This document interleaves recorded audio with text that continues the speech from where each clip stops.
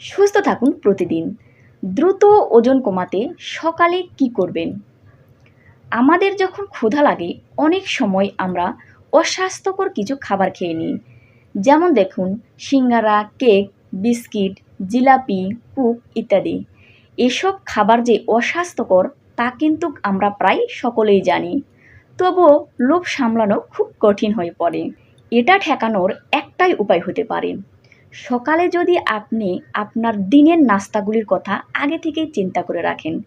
ক্ষুধা লাগলে কি খাবেন এটা যদি আগে থেকেই পরিকল্পনা করে রাখেন, হয়তো বক্সে করে কিছু ফল কেটে নিলেন, এক প্যাকেট বাদাম নিলেন, অথবা ঘরের তৈরি কিছু স্বাস্থ্যকর খাবার নিলেন।